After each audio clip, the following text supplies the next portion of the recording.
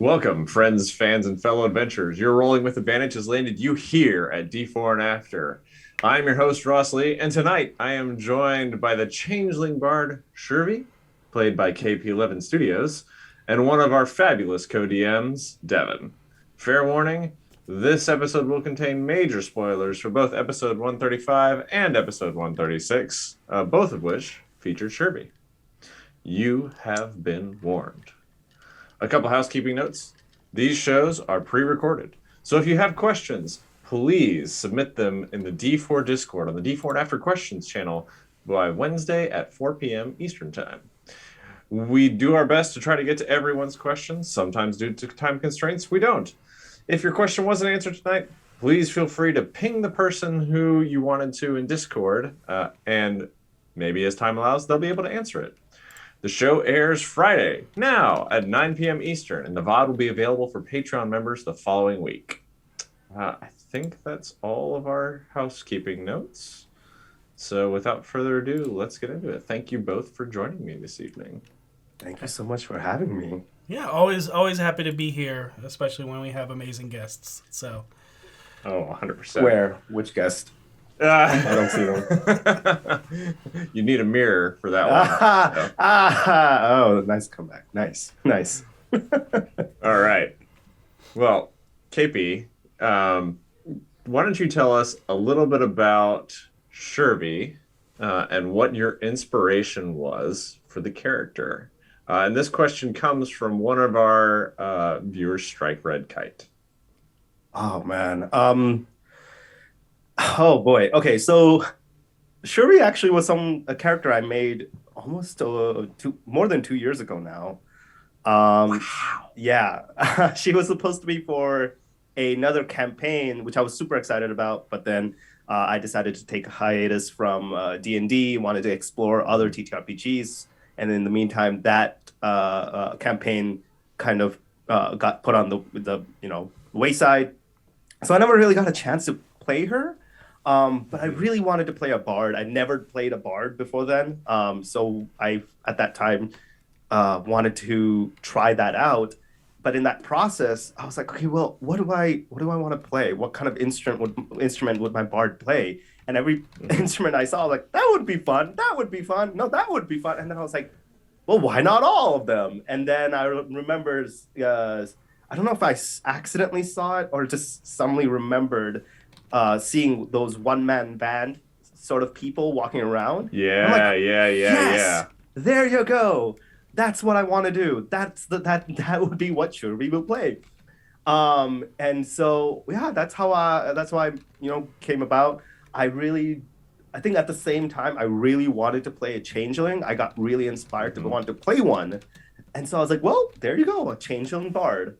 And that's how it started. And I was like, okay, well, what would be a fun backstory for such a character? Why would they be changelings? Why would they be bards? Like, what would force a changing? And this could be just my understanding of changing. I am basing this on zero lore knowledge. This is just my idea of how a changeling in this world works, in that they are kind of ostracized. They're not really part of society. They're kind of like I don't know why in my head I thought of them as Jawas from Star Wars, like these little diminutive things in their own little society that everybody kind of barely interacts with unless they have to. So which then I was like, okay, well, that would mean my changeling bard or my changeling would have to be somewhere like remote, maybe in like a dungeon or something that no one interacts with. Okay, but then how did they become a bard? I'm like, oh, maybe a band of bards happened to come across this changeling, and they really wanted them. They hit it off, and now this changeling started going off with them, and that's started this found family concept of she maybe was abandoned, maybe she was young, maybe she didn't have a family, and this band of bards picked her up, and they became her family. And then as I was fleshing that part out, I was like, well, why would she go on adventures? If she went on adventures, I kind of want a compelling reason for her to want to go on this adventure. I mean, yeah, I can do something like, oh, she's just an adventurer, but I didn't feel that as strong of a compulsion. And so that was when I was like, well, what happens if she's searching for her family. Maybe they went missing. Maybe something happened to them. And that was kind of where it went off to. They went on an adventure, something bad happened, it was a misadventure, and they got propelled across the plains, and now she's in search. And that would also be a great reason for her, because at the time, I think I really I think she was going to be part of this campaign, so there wasn't going to be a lot of like plane hopping in my mind. But as soon as that campaign went out of the wayside, I was like, well, she's going to probably be in one shots, but one shots are probably going to be set in different worlds and different timelines or whatever that may be. So what would be my reason for her to be suddenly in this place meeting these group of people? I was like, oh, she's now searching for her family and she's plane hopping to find them. And that's kind of how it all led together. I love that. And that was how much I had until literally 3 a.m. in that morning before the show even started. When like a week before then, Devin and Dustin were both like, I think it was mainly Devin. He was like, can you give okay, I need to know what give me some more backstory. What's the name of your family members? Like how would you, give us a little more backstory? I'm like, oh yeah, I totally have that. I'll give that to you soon. Totally. And then last night, the night before the show, Devin's like, dude, I need that. Can you please get it to me? I'm like, okay, shit. Okay, I'm going to sit down. And then I sat that night almost until 3 a.m. Typing. And mind you, Devin's going to be like, justify this by saying, no, you started at 2 a.m. and you went till 3 a.m. You didn't put that much effort into this. don't make yourself sound like you're some, hardworking guy, which I'm not. But sometimes the greatest inspirations come at the last minute, just like how all of my homework assignments came about. So there you go. I think a lot of our homework assignments in school came about that way. Yeah. So that was when I properly fleshed out who her family members were, what they were like, how did they influence Shurvi, like in what way, what kind of values did each one impart to her. And I really love the idea of it being an all-female bard group. Or femme presenting, not necessarily female, but femme presenting group that kind of raised her in this very loving, strong environment, taught her all of these values, and shaped her to who she is today. So that was kind of where that came about. So that is Shurvi in a very long nutshell. That's a lot. Yeah.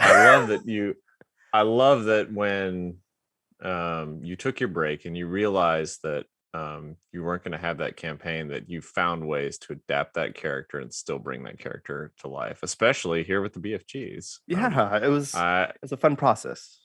Yeah, it was great. And it was great to see you on the show. Everyone had a blast watching you role play Shurvi. You did it so well. So mad props to you for that. Thank you. Thanks for leaning into the character and bringing that to the show. Really appreciate it. Hey, it's fun all fact. it's all. Yeah. Oh, sorry, go ahead.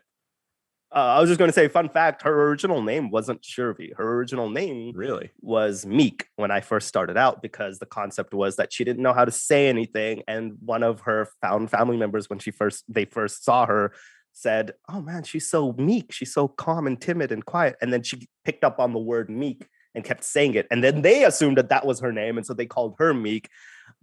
With the concept of the fact that she was going to overcome that name and be the antithesis to that name. But as I was getting ready for this campaign, for this show to come on to D4, I was like, I had evolved myself since then as a role player. I also started connecting more with my culture, a lot more in that time frame. And I really wanted to always bring, ever since then, any character that I had created, I wanted to have some sort of a through line about that connects my culture to that character, be it their name, be it their mannerisms, whatever it may be. And that was when I changed her name from Meek to Shurvi, because Shurvi means the sun in Sanskrit, and also is implied to mean courage, like someone that lights the path forward. And I kind of wanted her to not necessarily perfectly embody that, but be something that she aspires to, or inevitably, or maybe unintentionally embodies that feeling, and kind of is something like a gift that her parents gave her to kind of inspire her and keep her going. And also That's awesome. the backstory was that ever since then, when they found her, it was like, oh, we found our son, we found our little light in our group. I like that. So all of like that that. kind of came into why I decided to change that name, because I felt more strongly about it. It didn't feel something like that just kind of threw in. So there you go. That was the other fun fact. And that's the great thing about role playing is the adaptability of everything as you go along, and your willingness to roll with the character as you learn to discover more about them in your own journey. So that's awesome. Thank you. Devin, when KP came to you with his character idea, and this is a question for me, knowing that Shurvi was a changeling and knowing that you have changelings in the campaign, was there anything that inspired you there or like connected with you when he came with that concept? When KP came with that concept? So when KP first came to us when we were like, hey KP, we really want you to be a part of the show. What do you want to play? And he was like, I have this character I've only gotten to play once, and I'm really fallen in love with her concept and all of this. Can I play her? And you can play whatever you want. But KP was also like, but the whole premise of the character is what KP has already illustrated before about trying to find her mother's. Didn't want to detract away from the overarching story or feel like a one-shot side quest type of situation. And we were like, where you're going to be, don't worry about it. And he's like, what does that mean? I was like, just don't worry about it. I worried immensely about it afterwards. Oh, absolutely. Everyone would have. Yeah. Don't worry about it. It'll be fine. I remember the exact place and time where he said that, by the way. Just that I know exactly where we were. We were walking between a bunch of trees in Costa Maya on our way to our tour as I was explaining this. So like that, you don't tell those type of things. Those are like those things that just stick in your brain. You're like, shit, I'm fucked. Well, I didn't want to give up what was happening, because it was kind of a surprise for everyone. But when he was like, I have a changeling and everything like that, I was like, ooh. I didn't really hit me that hard until the night we hung out where I berated him to give me his backstory. And I was like, KP, you're a changeling, right? And he's like, yeah. And I was like, ooh, oh no. And he's like, why? What? I was like, don't worry about it.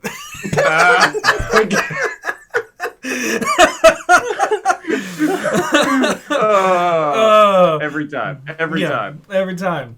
But it was more so like a fun concept of like you're going to be in limbo, and limbo is a place of chaos. And one of the rules of limbo is it technically doesn't change organic matter, but with a changeling, if you're not constantly focused on keeping your form's gonna just your mind is gonna wander and it's just gonna change. And the descriptions KP came up with were amazing. Yes. I also want to say nightmarish. Particularly the one where you elongated into like a multi-legged, like multi-armed centaur Shurvi. As cool and as epic as that description is, I always like to think of things realistically. Like if I were to see that in the real world, how would I react? And I'm sorry, it's nightmare fuel. You wanted wild, I gave you wild. Oh, it was amazing. I loved it. Every part of it. Keep doing it. And when you were like, awesome. And then from Shurvi's form, there's 1,000 hands, and I was like, oh, if only KP I said like knew. 4. I know. Like 6, maybe. Yes, yeah. It was a lot of legs, a lot more legs. Oh yeah. It was like a centipede centaur Shurvi. Yeah. But I was like, if only KP knew what happened 1 episode prior. Yeah, literally 1 episode prior. Literally, yeah, the episode beforehand. What happened? Seisha saw her solar, and her solar is corrupted and has 1,000 hands within the wings, and in the hands, there's an eye in the palm of all the hands. Yeah, so it was like, Shurvi's turning into this thing, and I was like, oof. So KP, you didn't know that then? I did not know that. That is even more amazing. The legs were just, yes, that was nightmare fuel, because mind you, I had none of that description planned. I was just like, the first one felt really tame to me. Mm-hmm. And then as I learned more about limbo and the chaos that happens around us as we were exploring, I was like, well, I need to match this chaos. I need to do something a little extra. And that was when I was like, well, shit, what would be something extra? Oh, there you go, a lot of legs, like a centipede. And then the arms, and Dustin was really good about this. He picked it up and asked me about it the next day.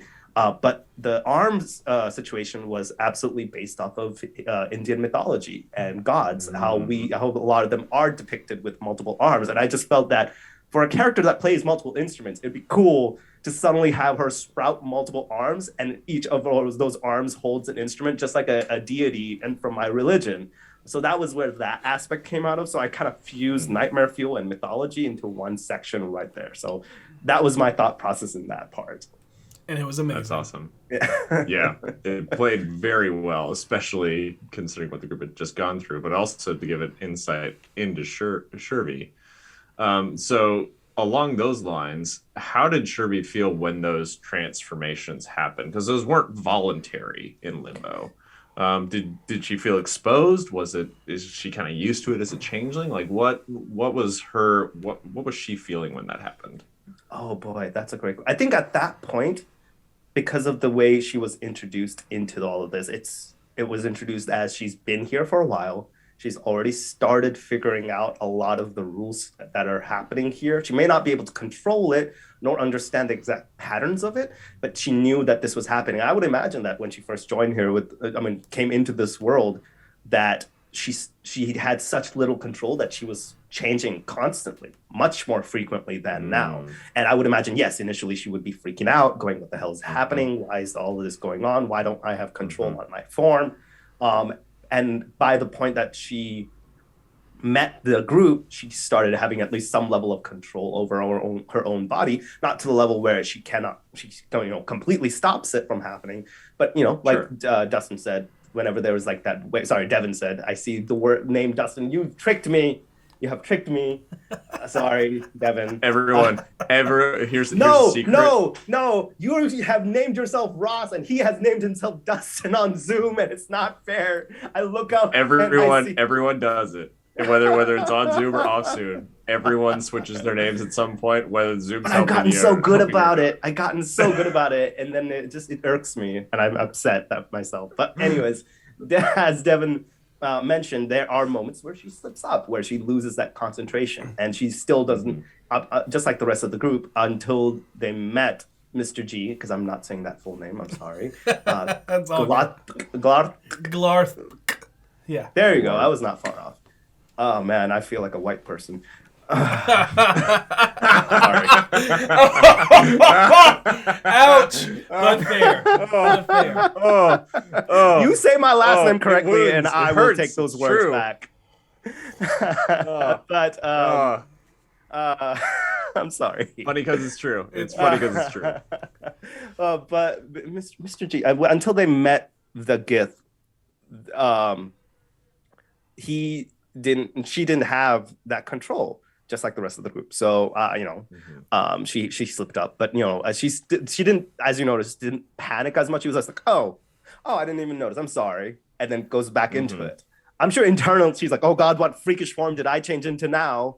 But externally she tried to control it. And that was also a lot of the big part of her character as well, that she may show some level of nervousness externally, but any extreme amount of panic, any extreme emotions that she has, she didn't really showcase it to the full extent outside, no matter how much she felt inward. I think there was only a couple points, particularly the scene where she's, looking into the mirror. But even then, that was internal, that was within her mind. But when she came out of it, she was already a bit more composed.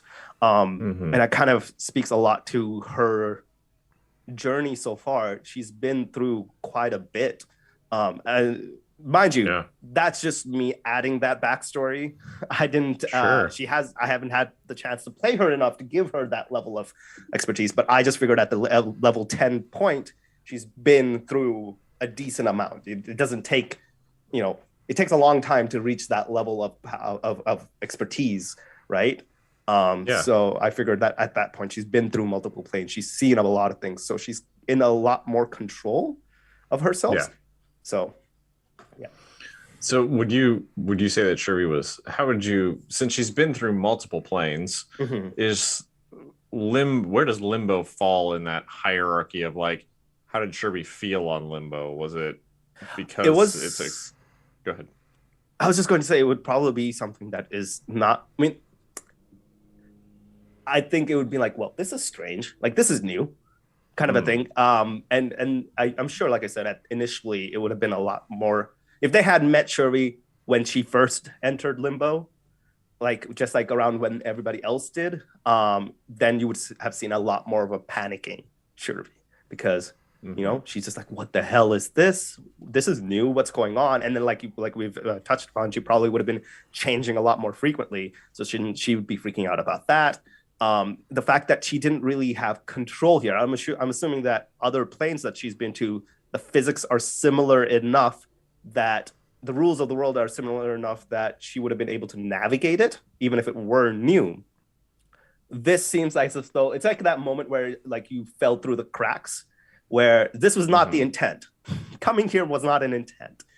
Yeah. And now she finds herself in a place that she did not intend to go to, with rules that she has no understanding of, a lot of chaos, and now she's just like, what is happening? So that's why I liked when Devin and Dustin, when they introduced my character, they already introduced her in a point where she's been there long enough that she's a little more in control, a little bit more. She kind of became the guide for the rest of the group, right? Yeah. And I think that was helpful for me as a player as well, because I didn't have to sound so panic-stricken, and it didn't feel like we're all floundering. There was at least one touch point for everybody to be like, okay, there's something a little bit solid here. There's something that's a little bit in control, if not to the extent we want, but at least something that we can all anchor onto, whether Shurvi intended for that or not. That was what ended up happening. So that was a lot of fun. It's like everybody is sinking in quicksand, and Shurvi's already figured out if you move less, yes, you won't be swallowed. So everybody else is panicking. Shurvi's just like, no, it's okay, just don't move. I haven't figured out how to get out yet, but I figured out how not to sink. Yep, that's perfect. I figured out how to not die, and that's a good first step when planar traveling. So the first thing you see, if I recall correctly, is Venli kind of speeding towards you in this strange dimension. What runs through Shurvi's mind as she sees this being rocketing towards you? Because I'm assuming in this plane, that was your first contact, as it were. Yeah, I would imagine so. I'm not sure if it would have been your first humanoid contact. I'm not sure if you would have come across any living spells or sentient matter quite yet, but yeah, this would definitely be your first sentient humanoid. Yeah, so I think definitely she was a little bit in a panic. She thought that this was a creature coming to hurt her, especially because the way it was described, like you said, she was rocketing towards Shurvi, and Venli, the way she's described, the way that Rhea plays her, seems like someone who's a bit more aggressive looking, if not actually aggressive, at least aggressive looking.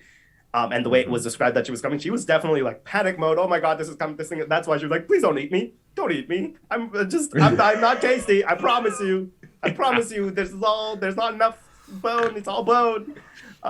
So I think that was what happened. And I think once she kind of got reassured that these people are not going to attack her, she was a little fine then. But that was kind of where she was at for sure.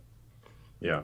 And we have no idea how long she was already there. I don't think we established a timeline of how long Shurvi by that point was in there, but enough that she kind of started figuring things out, right? She already had an understanding of how to play her music in this space. She kind of had an idea that the rules are different. She kind of knew how to a little bit navigate. She was able to tell them, no. If you want to move forward, you may need to step back sometimes. You may need to step sideways and then do a little dance move before you can start moving forward in a direction you want. So she kind of understood that. So she's been here long enough to do that. But yeah, it was definitely a moment. So you start traveling with the group, start talking with them. You immediately have this connection with Harold. Harold's a bard. You're a bard. Well, how did that help Shurvi feel more comfortable with the BFGs, meeting them in this strange space? I think the group connected over the sheer fact that they're all in the unknown, that they didn't have an idea of what the hell was happening. But honestly, I feel, and this was just by nature of it, I think she actually connected with Seisha,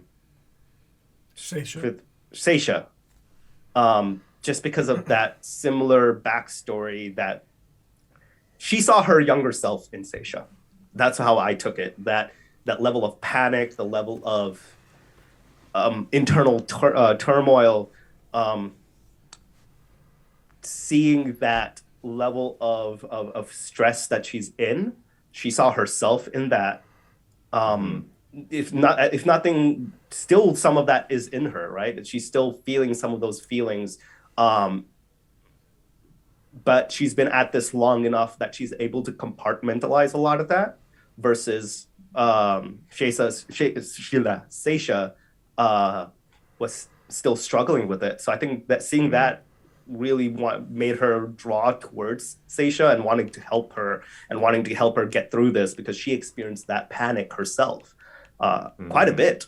Obviously, with Harold being a bard, that's a connection that's always going to be there. But you have Venli didn't really have a chance to properly connect, obviously, because they didn't get a chance to interact very much, and they had two completely different mindsets. And then you had V, who also was, I think they connected, but it wasn't to the extent that she had with Seisha. So I think that was kind of what really drew her to the group, and seeing what they have been through, what the level of stress that they've gone through. She definitely wanted to help and wanted to be there, because she's like, I've been there. Let me, if I can help you, let me help you, kind of a situation. Yeah. Yeah, and that was very evident when Seisha had her first breakdown. And then with the emotional ringer that the DMs love to do with you all at the start of the next episode, 136. Yeah, player cheers. There you go. At the start of the next episode, 136, her seeing her own vision, you're seeing your vision, and then her getting confronted to be like, no, you're going to have to give up this knowledge that we even exist, and having another mini existential crisis. You're there for her again. And I think that, and you correct me if I'm wrong, KP, but I feel like that Shurvi's desire to help is born out of, like you were saying, her own journey and knowing just how hard planar travel can be. And well, it's not even just the planar travel, but the loss of loved ones, the loss of control, not knowing what the next step might even be, because at least no one's there to guide Shurvi. No one was ever there to kind of show her the way. She piecemealed all of this through her own research, through her own efforts. I'm sure there was other people that she kind of asked for help to understand and learn, but getting to this point was very difficult. She knows about that, and she's been through multiple planes, so she knows how, like you said, how dangerous it might be, how stressful it might be. And then on top of that, not having that family, not having, at least like the BFGs have been a group for a long time that have worked together for a long time and traveled together and shared into these experiences. Shuri kind of had jumped from one place to the next on her own. And, yes, she's met people along the way, just like the BFGs. She's interacted with them, formed groups with them, especially because their journeys met in the same direction, because she came to this plane, as we find out later, looking for something. and she kind of was brought here. It wasn't her intent, but this was where that item was, and so she came here inevitably to find that item, and just so happens that BFG were here as well, right? So her journey has always been like that. She's never had the chance to form a long-lasting group to continue that journey. So she's had to deal with all of this by herself. She's had to learn how to cope and find coping mechanisms. Is it healthy? That's something I'd love to explore in the future. But I think having those experiences, she then saw someone similar to her about to lose control, about to feeling like they've lost control. And for Shurvi, her guide has always been her mother's and what they have told her. And she's kind of really clung on to that. That's been her, her group all along, her guide all along, her light all along. And so seeing that, she's like, here, this is something that I don't know if it'll help, but this is something that has held me together in this long journey that I've been on. Maybe it'll help you as well. This is something that I focus on. And that's where that phrase of hers, one more step, comes from. In that I don't know where my next step is, but if I stop, I feel like I'm going to lose it.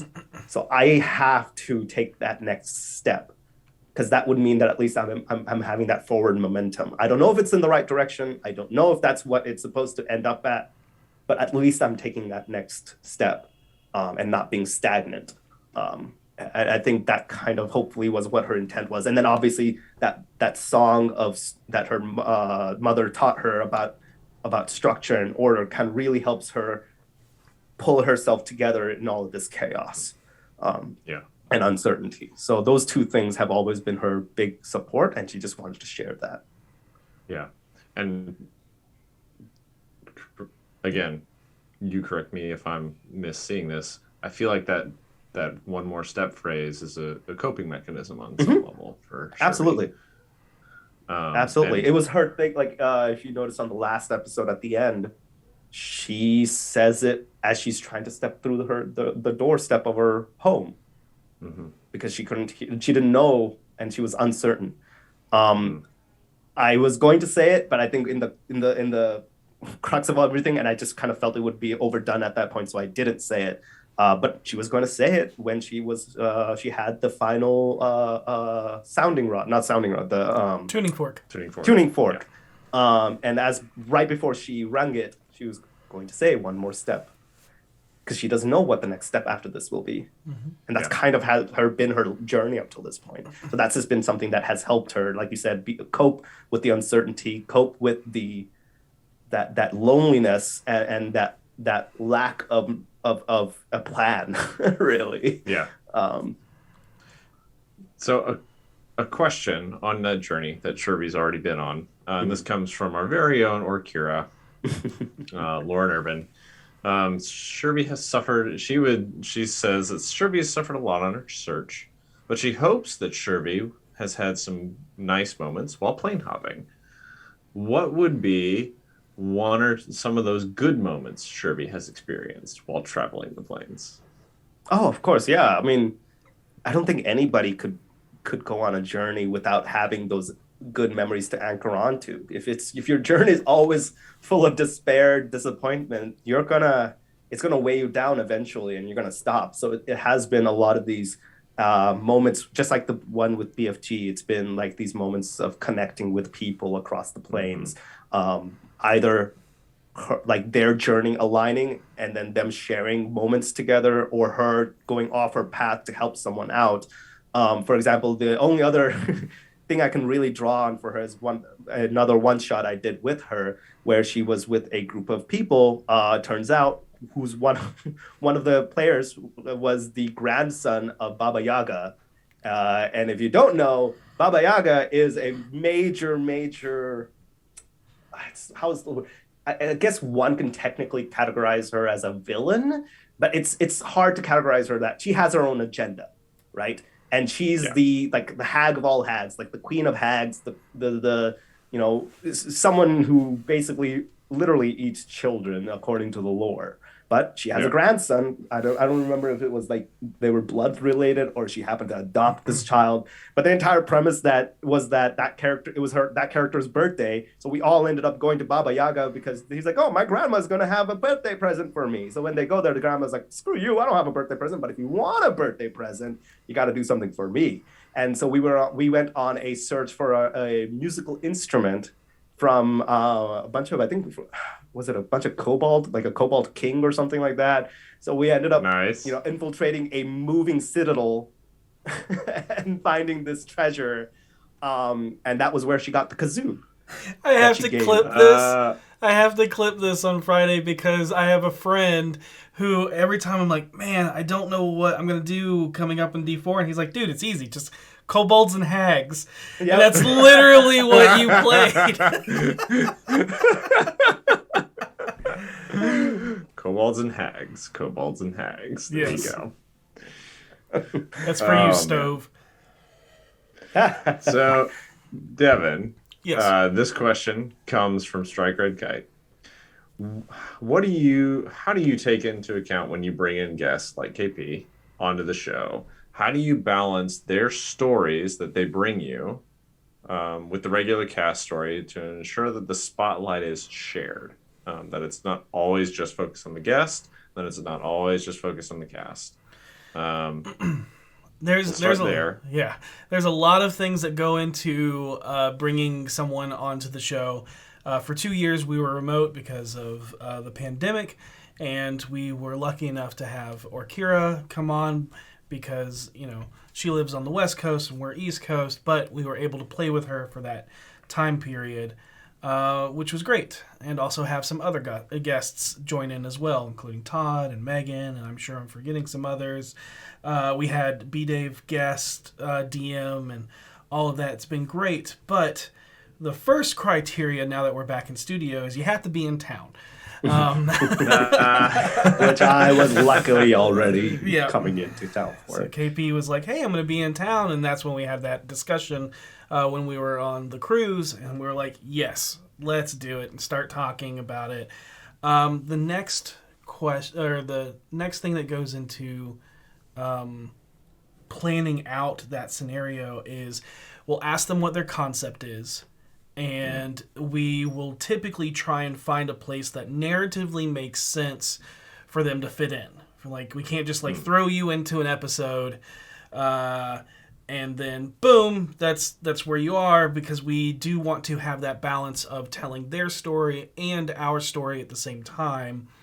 We try and find out what their story is, and that's another thing that goes into where does it fit narratively, where the BFGs could possibly be at that time. And then sometimes when it's like KP is going to be here at a very specific time,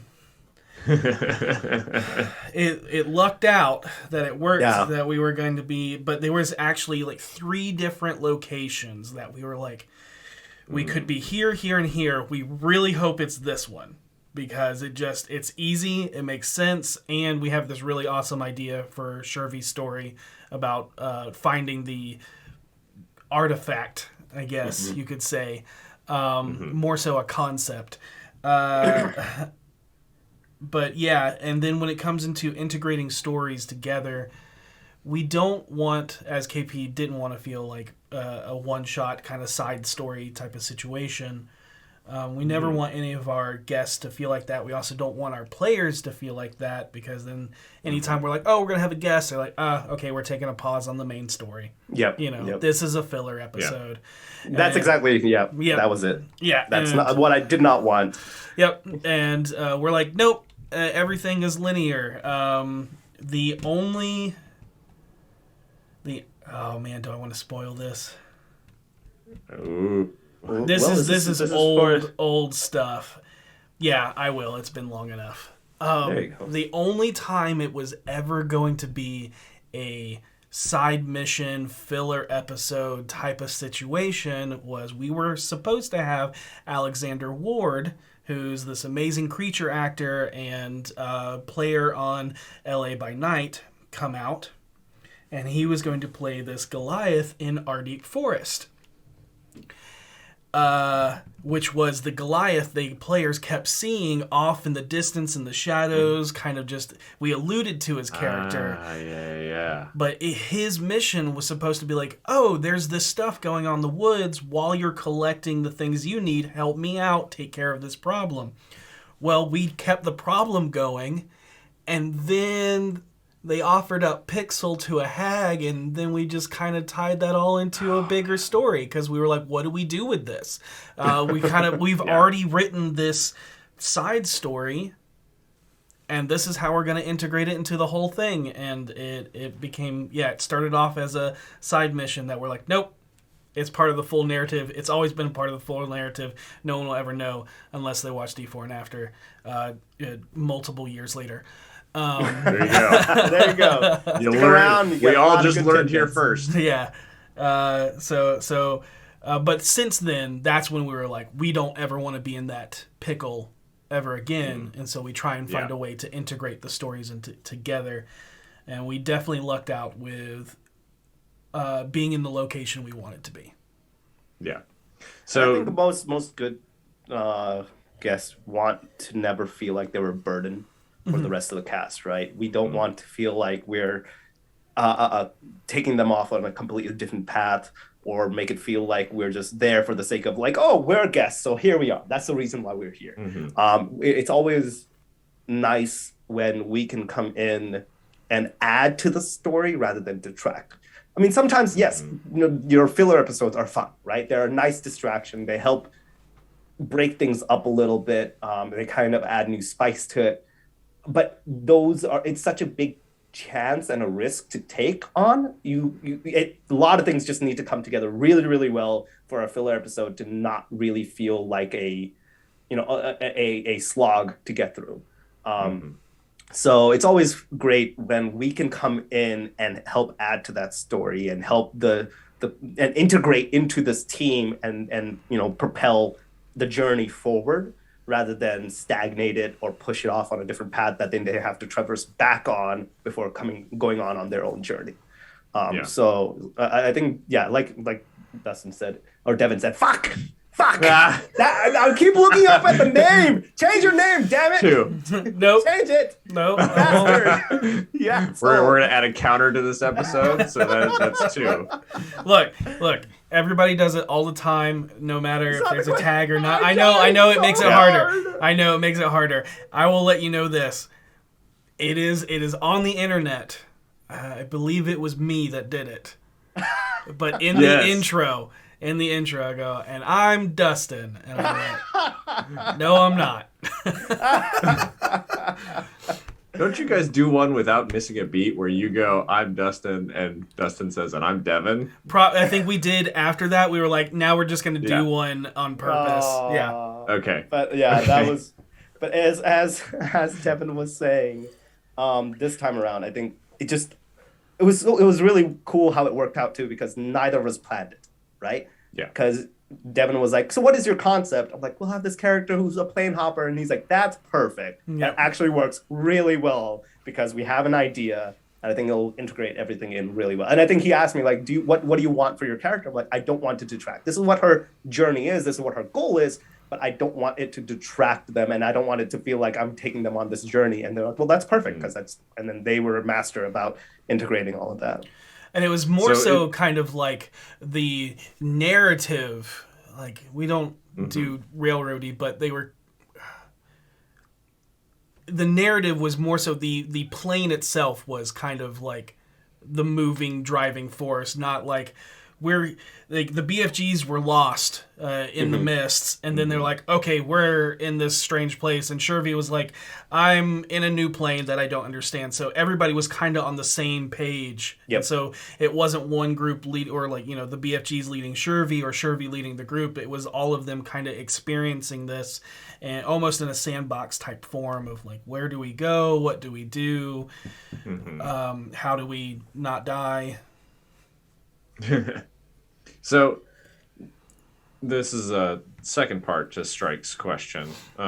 Obviously, you gave KP a large amount of freedom for making his backstory. Is that the case with everyone who comes on the show, or sometimes do you like with the main show and the main cast anyway, do you like have to guide some of the characters? Where does that creative freedom ebb and flow? Do you like work together? And The only time we have ever kind of constructed a PC for someone else to play is the Warden for Hope playing a alternate Penelope. And that was because of what Todd was doing on his show at the time, Heroes of the Plains. It was these multiverse and things like that, and we wanted to play with that concept, and and with him, because Todd has been so amazing with, having this multi-universe kind of story with us. And we asked Hope, like, hey, would you be okay with coming on and playing an alternate Penelope? But most of the time, I think that's the only time ever. Most of the time it's, what do you want to play? Let's figure it out. We do kind of work together and like, this is where you'll be and this is kind of how that area works and stuff like that. So it may limit the amount of chaos they can bring to our table. We don't have Ravnica, creatures and, Odyssey Leonins and things like that because we're canonical Forgotten Realms. However, KP had the grand opportunity to literally be able to play anything. And a lot of people do get to do that as well if they're multiverse hopping, like Orkira and Avren and Whittle. No, not Whittle. Oh, the other one. Megan Kindred's character. I'm sorry, Megan. I forget. Whittle's Steve. Well, ironically, you say that there's no chaos, and yet you all are in limbo for this entire episode. Of course, yeah. Entire 2 episodes, so quite a bit of chaos. I do want to touch on one thing. We're closing in on our time here, but I do want to touch on at least one or two more things before we finish. I got the time, so if you guys want to continue, I'm happy to. So yeah, we can go a little over as long as it's not egregious. Yeah. One thing was, Devin, you and Dustin are so good at pulling out emotions from your players. At the start of 136, you actually, from my perspective, it looked like you and the players had worked together a little bit. You had told the players, like, hey, this moment's coming up. Have something ready for it. Yeah. Is that how that process works? That's what it looked like. That is exactly what we did and we try and, like, we've said multiple times on anytime we're either interviewed or asked DM tips online or anywhere else or always talk to your players about the game because this is a collaborative storytelling. Also, it'll make writing for your game so much easier if you just ask them what they want to do. But then also when you have an idea that could be strenuous on a player, something like, hey, here is a concept of exploring the spirituality of your character and really deep diving into it. Sometimes that takes a little bit more than kind of just throwing that at your players in the middle of a game. And so it really was amazing that we were able to do one of our signature cliffhangers and end on you look into the glass, and that's where we're going to stop tonight's story. But it also gave the players a week to really think about. And yes, we did. I was like, here is a kind of like a start, critical thinking process or writing process of what you need to be how you need to look at this. Like writing prompts. Yeah, writing prompts and stuff like that. And then a couple of them sent back what they thought we wanted. And all of them basically hit the mark, and then we basically said, this is a great start, but let's pick apart this moment, or let's pick apart this thing that you described, because like I said in the show, it wasn't just like the outer layer that most people, when they look into themselves, all they're really seeing is the outer layer emotions, and those are really kind of a shield to your true emotions that are the catalyst for those protective emotions. And it was like, okay, you feel this way, but why? Does that manifest from this? Does it manifest from this? Is it actually a deeper feeling of not feeling adequate? Does it, and where did that come from? And kind of like truly looking at who you are as a person. It's ugly therapy is really what it was. But I didn't go super deep into it on the show and stuff like that, but I did a lot of research into the Buddhist traditions and teachings of the duality of material self and spiritual self, and then also the druidic shadow self and how to confront those things within yourself and using meditation to move forward and basically kind of accept yourself. It's not like, oh, let's get rid of that. Like what the gift we're saying is like, these are a part of yourself. You have to be able to understand those feelings, feel them, don't suppress them, but also don't let them control you. And then also learn to forgive yourself. Because if you carry all this weight, it's just going to be chaos building up inside of you. And then eventually those emotions are going to manifest somehow. Whether it is you like lashing out or making a foolish decision, all those things. So KP, tell us a little bit about what it was like for Shurvi to confront that inner turmoil. It was honestly really enjoyable. I really, really loved how we all approached it. And like Devin was saying, without those prompts, it definitely would have been a lot more surface level. We wouldn't have had that time and that intent to really dig deep into how our character was feeling at the time and what they were going through and what their inner turmoil was like.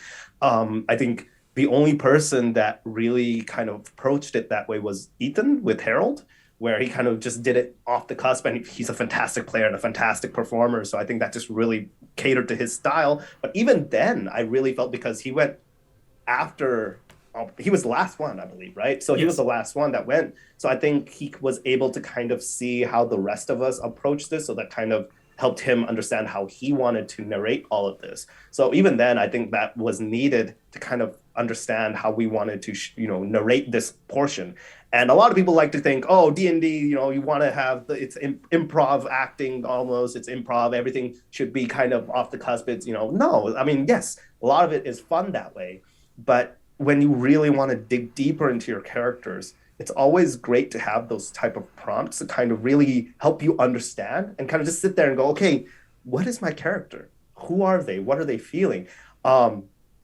And then you can play off of that and they still have those moments. So a lot of the descriptions that I gave about Shurvi and what she saw, yes, I had the lattice work for that, but the aspect of her, like I think when I sent to Devin what Shurvi would have seen, I mentioned how like the things that she was feeling is, will her mothers remember her?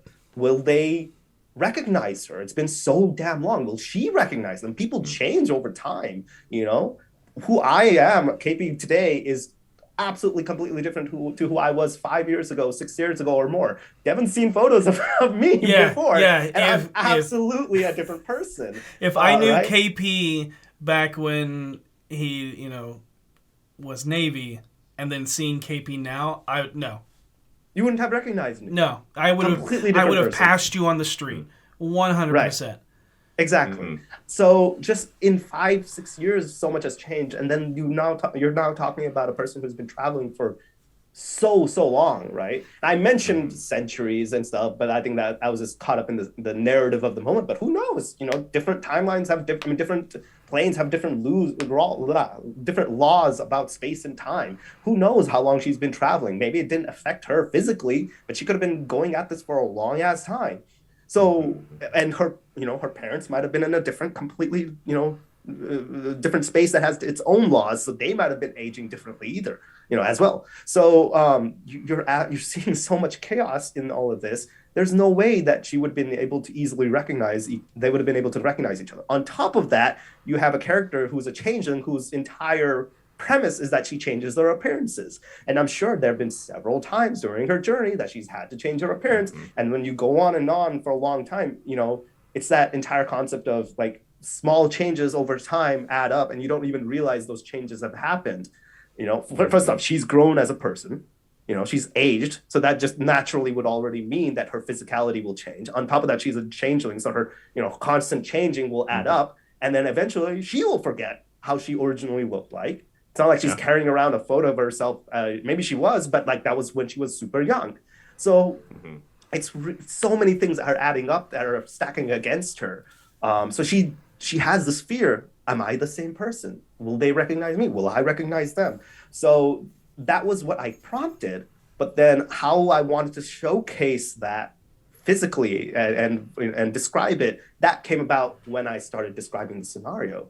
The entire premise of her, and I was telling Devin this the next day, how as she was, the way I described her traveling through the plains in this vision of hers, like she's reaching out and grabbing and tearing off one at a time, almost like she's tearing off, like she's a musician. And just like any musician or artist or writer, when you're writing something and it's not what you want, you tear that sheet off and crumple it up and toss it, right? So just like that, she's tearing off a sheet of a plane, crumpling it and tossing it. And then as each one goes on, her physical nature changes because she's adjusted. Like if she's 1 second in a very deserty area, you probably want to adjust your body to, be able to adapt to such a place. Similarly, she's been to ice worlds and other worlds. So each time she's adapted and changed and, adapted to the local people and customs. So each time her physicality changes until the final scene is her back in that tavern. But now she's unrecognizable. She doesn't have any features. She doesn't have anything that would mark her as Shurvi. And that goes back to the fact that even if I were to go back home, I'm not the same person. No one's going to recognize me, right? So that was her lowest point, I felt. And as Devin said, the entire premise of this was to accept our flaws, accept all of our insecurities and uncertainties, and then grow from that and learn from it. And that was when I was like, well, now how would she get past this? And what would help her get past this? What would give her that courage again? And it went back to that mantra of hers, one more step. And she took that first step, and that was when she found her first instrument of her mother's. And then that helped her rekindle some of her character and who she was. And that was when I was like, she got her eyes back. And then she took one more step, and that was her next instrument. And each one added back to who she was and what she wanted to be and why she's going on this journey. And then until she finally had all the instruments and created the symphony behind her that is propelling her forward, and that's when she came back. But then I didn't want to leave it back to where, she's been reforged, right? It's kind of like that concept of the Japanese pottery. I forget what they're called. Where they paint with gold.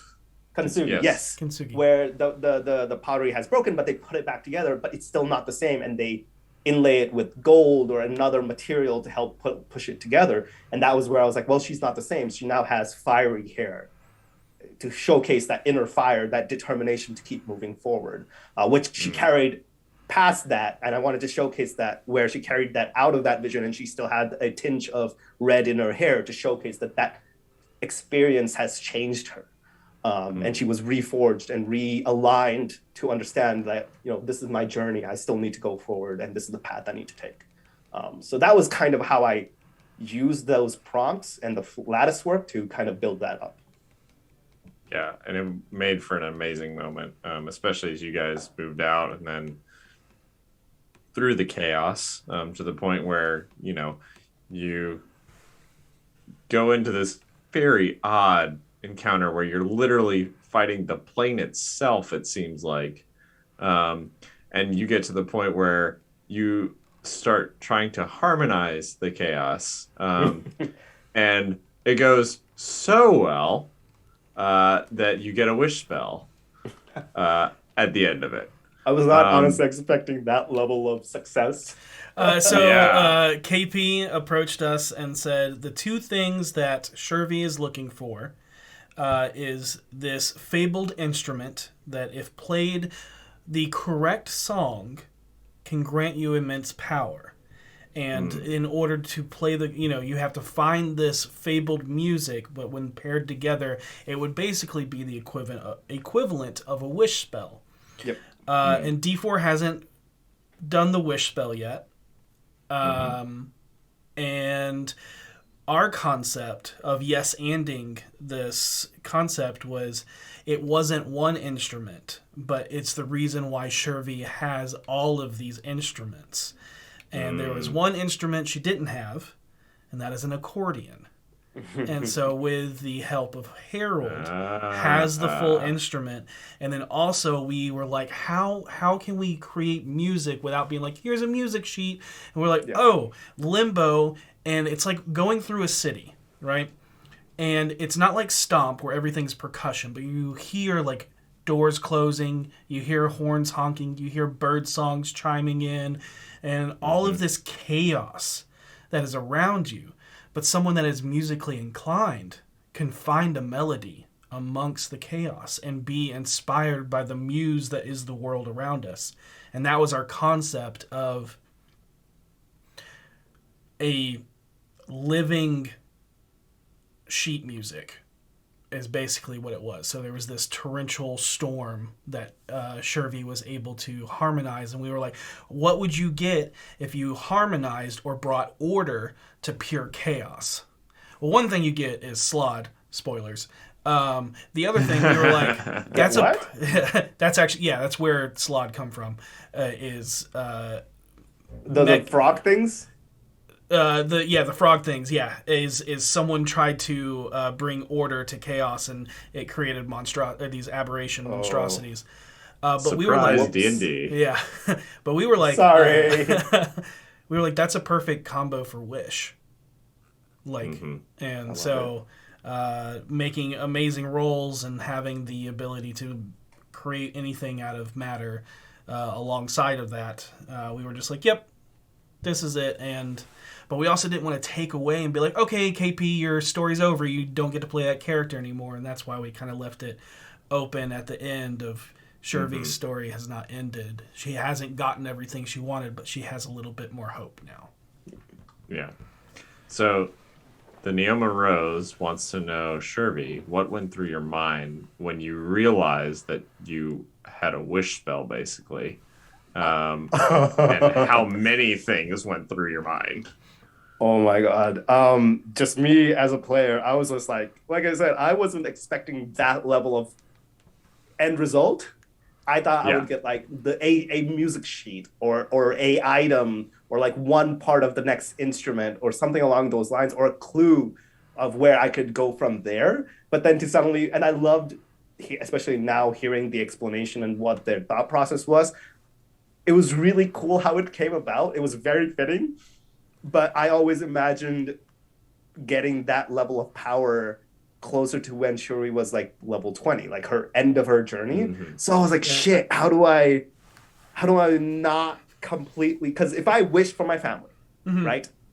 That would be the end of Shuri. That would be the end of her journey. She would have gone home. Everything would have been settled. I mean, maybe she would have other adventures after that, after spending time with them, after they grow old, and she would want to continue the journey. And maybe she's changed, because she's definitely been changed through this journey. She has maybe that traveler's itch that she wants to continue.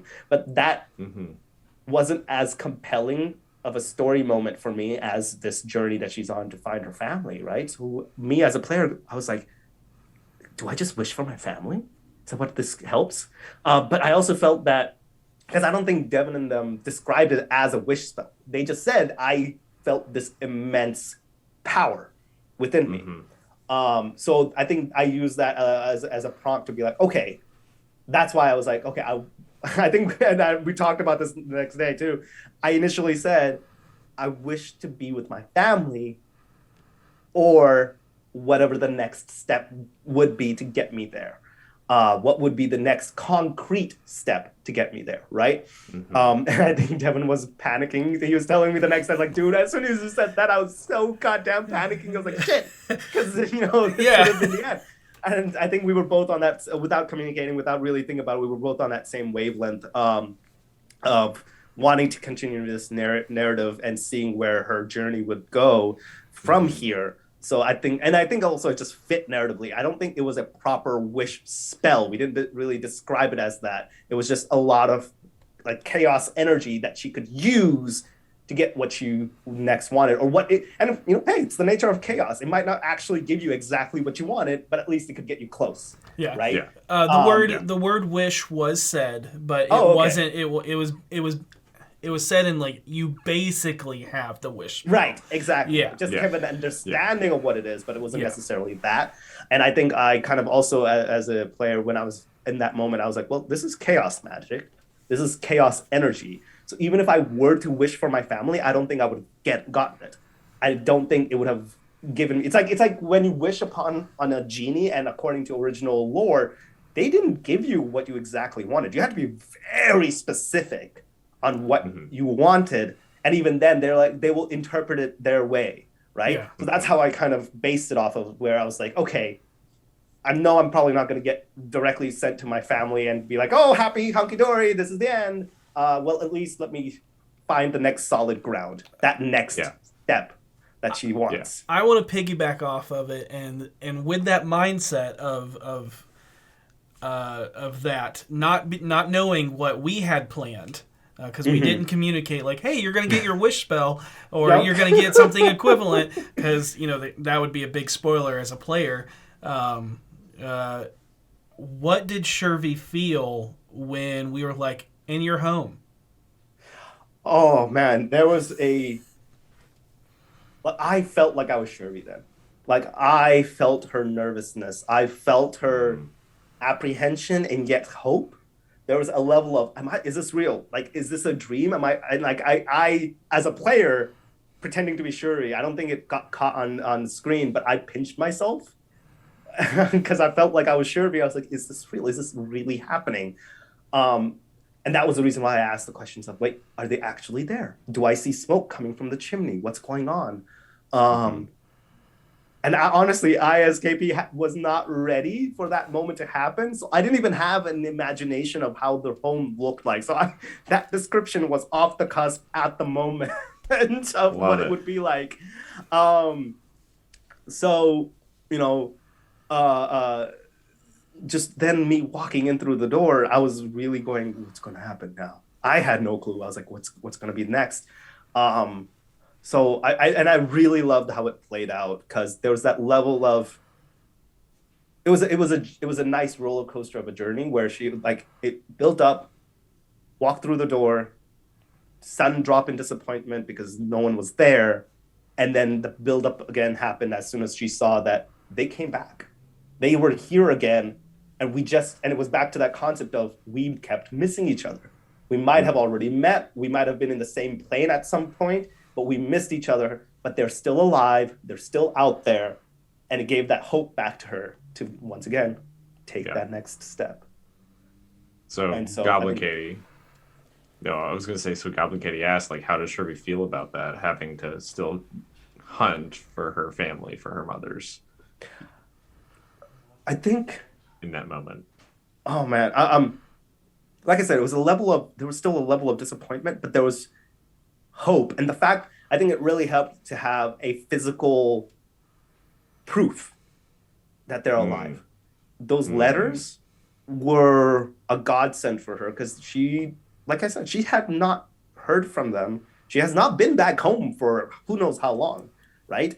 And so first off, being back home and being a place of comfort already helped her out to ease her mind. And then to see that proof that they were there, and then on top of that, be provided an instrument that would help her on that next journey to jump back and into this journey to find them, I think really gave her that boost and that hope that she really needed, right? If she had walked in and she didn't have that, and now, that would have probably broken her.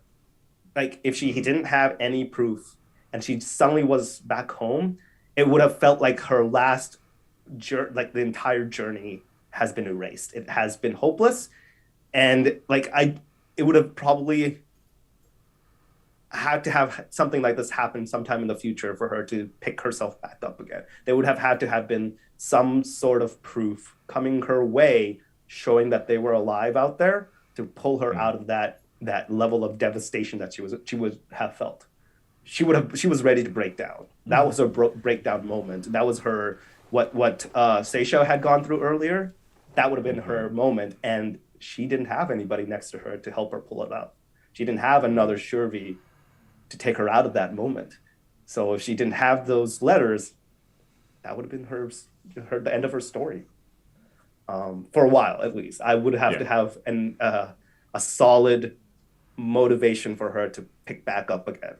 Yeah. But those letters really, really helped her. I think that really motivated her to go, hey, it's worth continuing this journey. Yeah, and the fact that they were proud of you for, instead of berating you, like, oh, why did you leave? We told you to stay. And the first letters were apologetic because they knew they were gone for too long. They knew that you would have worried, and so they were like, the last letter being, come find us. Yeah. Yes. Also, now you can go play other shows and exactly. continue playing Shurvi. And I love this character so and I love this character so much. I've been waiting to play her, and I told Devin this. I played her in one shot before, and it was a lot of fun, but there was never a moment to really explore her character and who she was, because it was a charity one shot, and in such a moment, and it was a shorter show too. I think it was only like 2 hours long. That in that time frame, you only have so much time to play your character, because you want to be conscientious and courteous to the rest of the cast members to allow them to play and narrate their characters, plus have time for the story. That I just never got a chance to really explore her, nor really talk about her too much. So these 2 episodes, I think, really, really was meaningful for me, because it gave me a chance to connect. It gave me that chance to explore her character, her mindset, what she's going through, and I think this is why I especially loved the mirror scene, because I got that opportunity to really, really dig deep into who she is and what she's been through. Even if I hadn't had the chance to play her, like I said, with that one shot, it was like a little blip on her story. So this was a moment for me to kind of fill her backstory in and kind of really understand who she is as a person. I think it changed how I approached her too, because initially when I first was thinking on how she was going to be played, I thought she was going to be really nervous and kind of timid and scared of everything. But going through, like, almost instantly, there was, yes, she has those aspects, but she's learned to overcome those, and that's why I had that speech about with Seisha later on. It's not about courageous and being brave. Isn't about jumping headfirst, without fear into danger and be like, aha! It's more about, I don't want to do this, but I have to do this. Being afraid, but willing to step up and be willing to take that one step, willing to keep going despite your fears and your, your flaws or whatever is going on in your head. That the difference between foolishness and actual bravery. I was gonna say when I was talking to KP, and I was like, well, since obviously you don't want to feel like a side story and all that kind of stuff, what kind of episode do you want, just to help cater to what type of player you are? And he's like, I really want to do role play, and I really want to explore who Shurvi is. And Dustin and I were like, to be honest, knew that they were going to be in limbo, but hadn't really thought about what we were going to do yet exactly. we had concepts, and then we were like, yeah, they're going to meet some Gith, and they're going to go on a full, like, ego-breaking journey and self-discovery and things like that. So I hope that hit all the check boxes. Absolutely. More than anything. It was more than what I had imagined was going to happen. I will absolutely cherish these 2 episodes. It was one of my favorite role-playing experiences. It was one of those things where it was like, this felt too short, but it was also long enough that it really gave me what I wanted out of it. And now it just fuels me more to continue something like this. And I hope that I get more opportunities like this, because this was absolutely a pinnacle moment for sure in my journey and career as a role player. I've had other great moments, but this is up there for sure. It was amazing to have you. So thank you for thank you. Thank you. Coming all the way out to Atlanta. Everything lined up, and I'm happy it did. Thank you for bringing yourself and Shurvi with you on the journey that is the BFGs, and all the craziness that therein ensues. yeah, I think that's all I the time really, we've got for yeah, I just want to tonight. say I really appreciate it, and I hope that as much as I took from being with the BFGs and how much they helped Shurvi, I hope that Shurvi can help them. And I know that they through a lot, and I hope that this experience kind of will help them, be kind of at least a crutch or something to lean on as they go on and deal with a lot more, I'm sure, traumatizing situations because y'all are masochists and seem to love it. You crazy people. Not crazy. Sorry, wrong word. Yes. Wild Yeah. people. Yes. We do like to tread the line of bleed and all of that. So in a way, very happy that we were able to put you into Shurvi's mind to a point Thank where you. you stopped being KP. Okay. Because those are, as a player, those are some of my favorite moments. I may teared up not, like 3 or 4 times. yeah, Yeah. but it just sometimes it's hard to get there for some people, but when you're there, it's you don't forget it. It's amazing.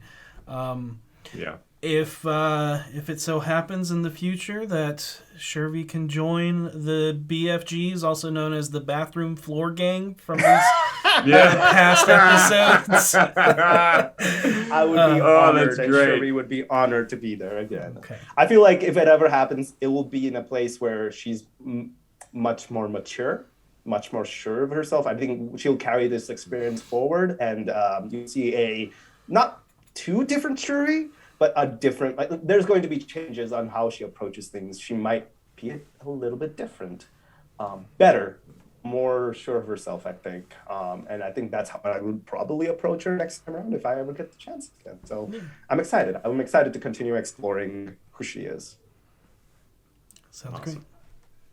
Well, thank you again, KP, for joining us and sharing Shurvi. Thank you, And thank guys. you for joining me tonight, and Devin, you as well, and sharing your insights into your character and a little bit of the behind the scenes processes for not only you as a player, KP, but you as DM, Devin, and the decisions that you all make, especially in the collaborative storytelling that is D&D. So thank you, everyone, for joining us and watching. Hope you enjoyed this episode. Look forward to seeing you again on the next one. And hey, Sunday's coming. See you then. Good night, Bye, everyone. everyone.